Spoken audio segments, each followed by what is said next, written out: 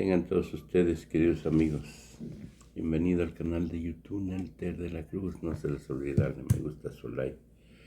Acá abajo la campanita, pichane. Cierre de campaña ayer.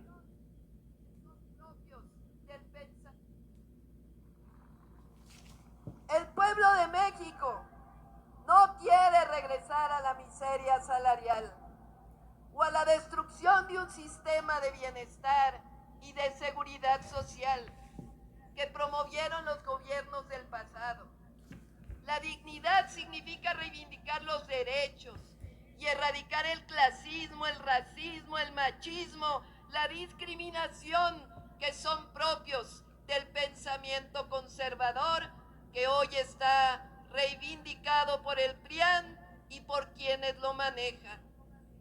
Por ello, la defensa de la justicia y de los derechos universales también es guía del humanismo mexicano. Con orgullo decimos que nosotros por ello reivindicamos a nuestros héroes. Nosotros no somos herederos de quienes fueron al extranjero a pedir que un emperador austriaco nos gobernara para que los liberales no encabezaran el gobierno de la República. No.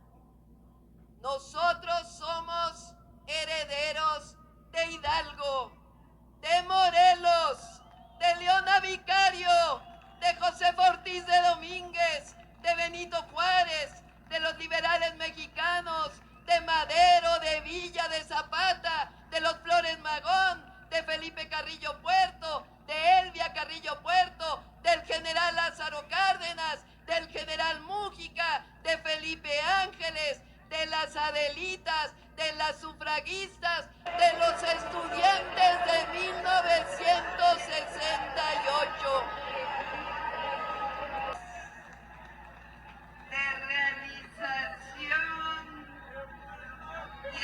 De millones de hombres y mujeres que lucharon por la democracia, la libertad, la justicia y la vida digna del pueblo de México. De los Estados Unidos mexicanos, la propaganda, bajo cualquier... Ánimo. Bueno, vamos a informar sobre salud. Básicamente, en cuanto a abasto de medicamentos y la megafarmacia, todas las dudas, preguntas que hay al respecto. Y luego vamos, como siempre, a contestar preguntas, respuestas, a dar respuestas a preguntas y les informo que vamos de gira de fin de semana, vamos a estar en Coahuila este fin de semana, vamos a visitar también Durango, Zacatecas, San Luis Potosí y terminamos en Querétaro. El lunes la conferencia va a ser en Querétaro. El martes ya regresamos a la conferencia aquí a Palacio. Entonces, empezamos con salud. Adelante.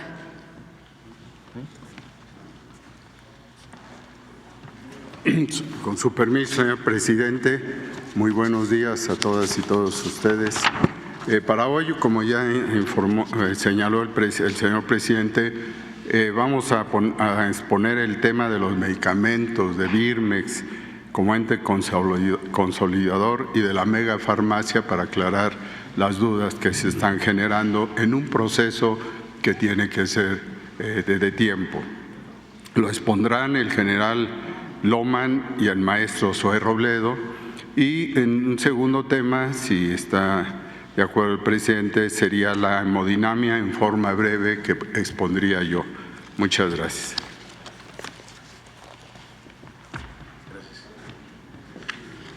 Muchas gracias. Con su permiso, señor presidente, secretario general, doctor Calderón Alipi, muy buenos días a todas y a todos. ¿Se nos pueden poner la presentación? Cada año en nuestro país el sector salud, las instituciones públicas del sector salud invierten cerca de 100,000 billones de pesos para la adquisición de medicamentos. En los gobiernos anteriores se hablaba mucho de la consolidación que hacía el Seguro Social, es decir, que juntaban las necesidades de varias instituciones, del IMSS, del ISSSTE, de los gobiernos de los estados, que eran financiados por el Seguro Popular, y hacían una compra. Esa compra tenía una serie de problemas, había una enorme simulación sobre lo que significaba.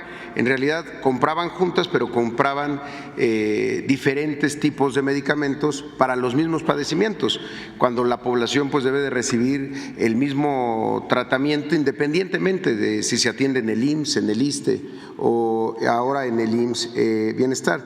Lo que sí generó esa compra fue una enorme concentración en pocos proveedores que al final tampoco eran laboratorios, eran principalmente empresas distribuidoras.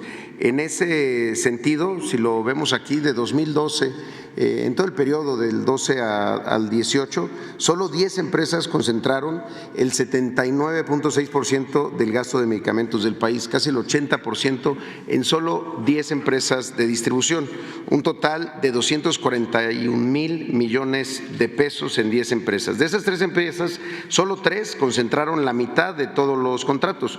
Una sola, el Grupo Fármacos Especializados SADCB, se llevó el 35% de la compra de todo este periodo, con un monto de 106,000 millones de pesos en una sola empresa en estas compras del sexenio pasado.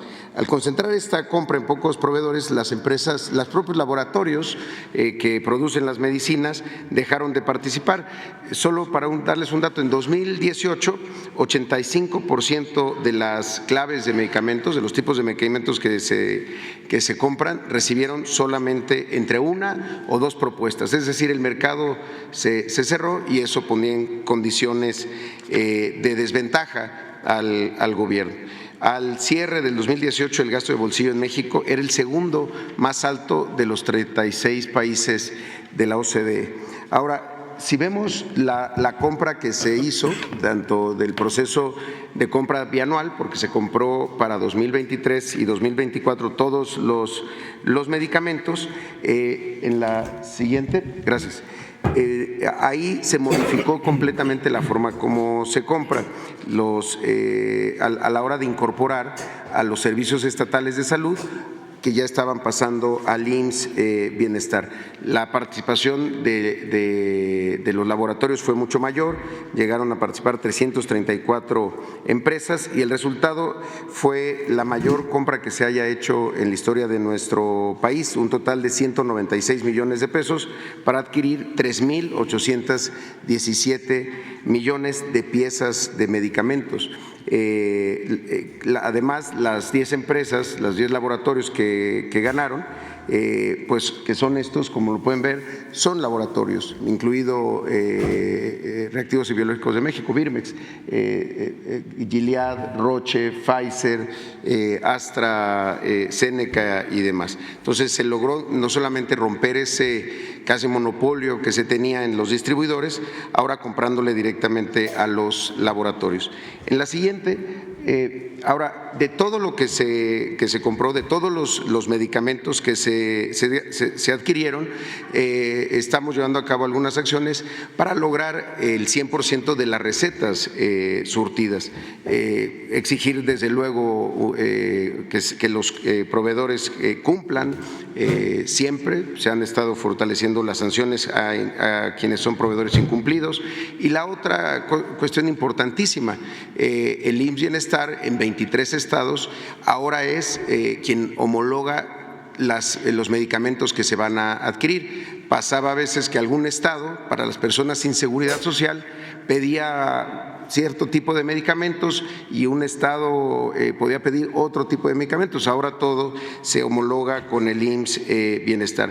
Y la otra es que a partir del 22 de diciembre del año pasado, Birmex es la empresa que planea las siguientes compras, las siguientes adquisiciones que se tuvieran que hacer, las consolida, es quien además almacena, y justamente con las capacidades que tiene la megafarmacia, además de las posibilidades de compensar entre instituciones cuando una no tiene para poderla entregar en otra institución, pero también distribuye. Y esto es muy importante, ya la distribución en manos de un organismo del gobierno del Estado mexicano, pues nos va a garantizar la distribución incluso hasta la última milla, es decir, hasta la última unidad médica rural en algún lugar apartado, pues ahí va a estar Birmex. Esto ya ocurre desde octubre del año pasado, que Birmex se ha convertido en el único distribuidor del sector público, tanto en el IMSS, en el ISSSTE y ahora también en el IMSS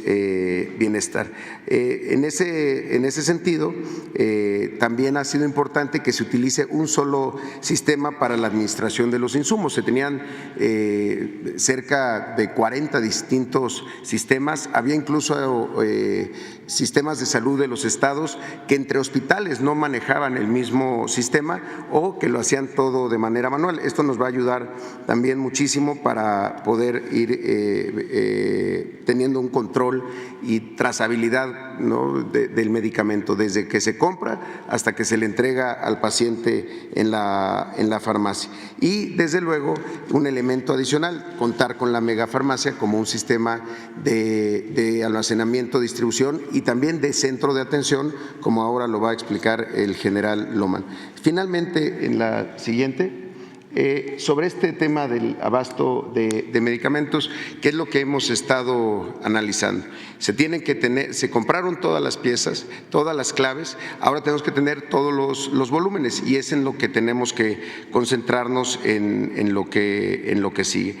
En ese sentido, la llegada de IMSS Bienestar cambia por completo el sistema. Como antes no solo se compraban, sino se distribuían y ahora se recetan los medicamentos. La siguiente es la parte que le corresponde al general Pedro Loma. Muchas gracias, presidente.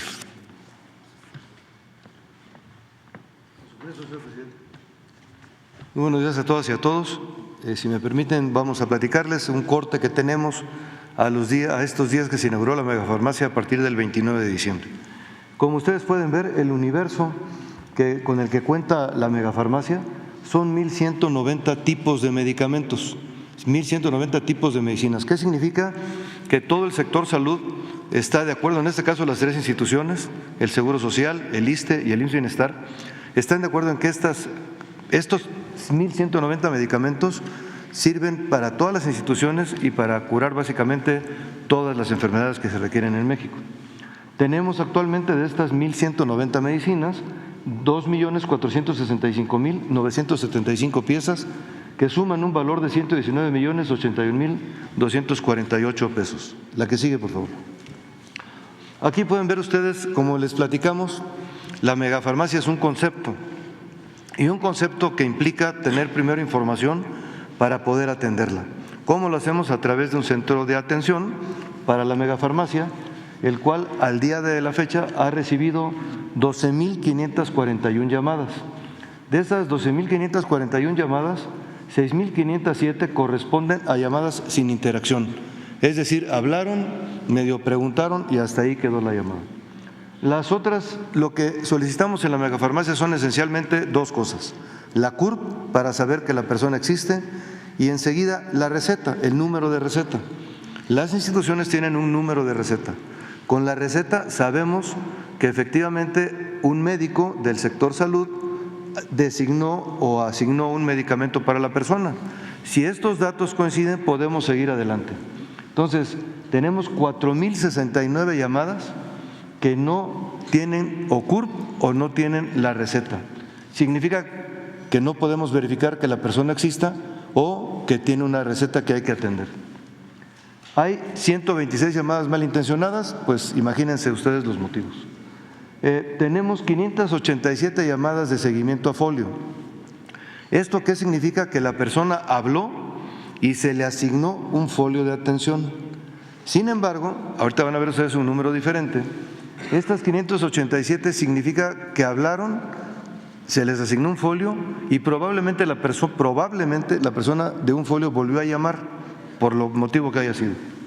Y luego tenemos 1,252 llamadas que fueron únicamente para solicitar información acerca de la megafarmacia.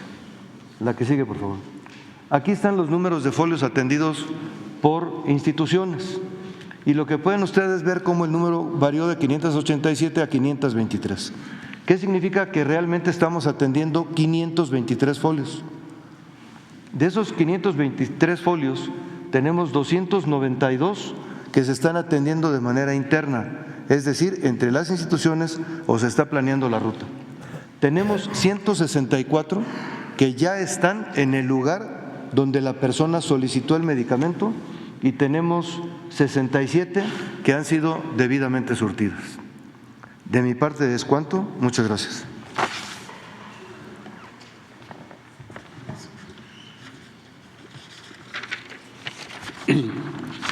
Con su permiso, señor presidente, la primer lámina, si son tan amables, de acuerdo a su encargo en el mes de junio del 2023, señor presidente, hoy le informo que las 32 entidades estatales cuentan al menos con una sala de hemodinamia.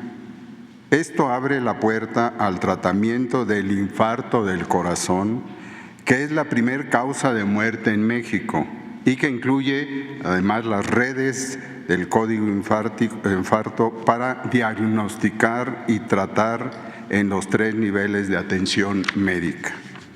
Con ello se garantiza que cada entidad federativa cuente con una sala de hemodinamia para asegurar el acceso gratuito al mejor tratamiento disponible para la población sin seguridad social.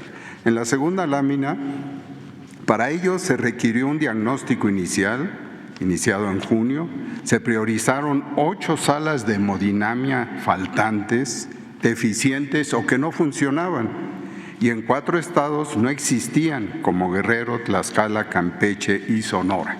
En Baja California había un proyecto avanzado, mientras que en Quintana Roo, Puebla y Sonora no eran funcionales los equipos que tenían.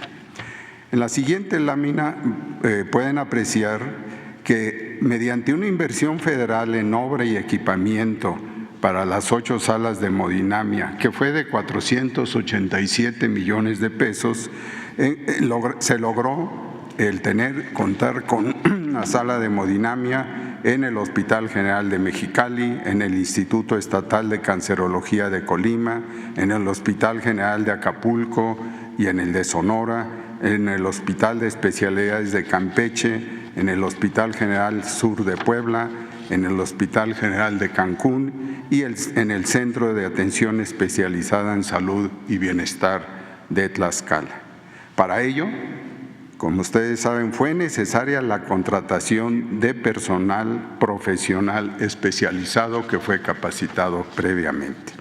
La última lámina es muy rápida, es solamente para mencionar que el cateterismo, como también se conoce en estas salas, tiene muchos usos en las enfermedades del corazón que contribuyen a esa gran mortalidad que representa el infarto, y como son las alteraciones de la conducción eléctrica, la de la sangre y desde luego de las válvulas. Agradezco a la doctora Yasmín Laborí, coordinadora de este proyecto, así como al subsecretario Juan Antonio Ferrer y al doctor Gaspar, director del Instituto Nacional de Cardiología, por el apoyo recibido. Muchas gracias. Bueno, pues ya está el informe. Constantemente vamos a estar informando. El objetivo es que en marzo se dé un primer resultado sobre el funcionamiento de todo el sistema de salud pública, con el compromiso de que antes de irnos tengamos el mejor sistema de salud pública del mundo. Ese es el compromiso. Esto significa tener centros de salud, clínicas, hospitales de segundo, de tercer nivel, con médicos, con especialistas,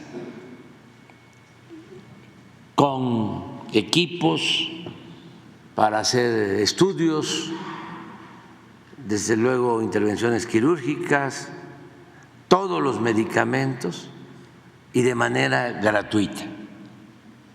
Garantizar el derecho a la salud. Ha sido pues un proceso complejo, porque estaban tirados los hospitales, abandonados, incompletos, y una gran corrupción en todo el sector salud, sobre todo en lo relacionado con la compra de medicamentos. Esto que estamos viendo, esto es lo que sucedía. Y ese es el origen de todos los ataques en contra del gobierno y la campaña para mostrar de que no hay medicamentos y de que no está funcionando el sistema de salud, que era mejor antes. ¿Por qué era mejor antes? La primera, por esto, porque 10 empresas vinculadas a políticos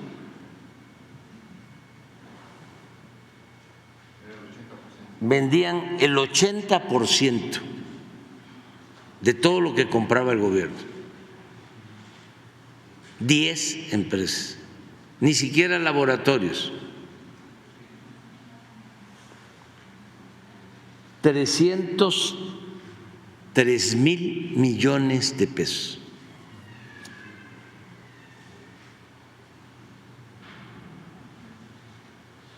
Y las 10 empresas se llevaban 241,000 millones. Y era una red. Y estaba, desde luego, vinculada a políticos, imperaba el influyentismo y a pseudos periodistas y medios de comunicación. Y nos ha costado mucho, pero ya vamos saliendo y vamos avanzando bastante bien. ¿A ustedes les consta de 3, 4 meses a la fecha que dijimos, hablábamos de una mega farmacia? Se desató de un escándalo, de algo bueno. Porque estábamos hablando que se compraron 45 hectáreas en Huehuetoca, y de esas 45 hectáreas, como 9 hectáreas, 90,000 metros cuadrados de bodegas techadas, como 6 veces el Zócalo, para almacenar medicamentos y tener además una mega farmacia de alrededor de media hectárea techada, 5,000 metros cuadrados, para que si hace falta una medicina en cualquier lugar del país se pueda llevar de la megafarmacia. Primero se hace la exploración si existe el medicamento en alguna institución cercana a donde se está solicitando y se requiere, y si no, desde la megafarmacia se entrega. Fue como si se tratara de una bodega para comprar y distribuir fentanilo.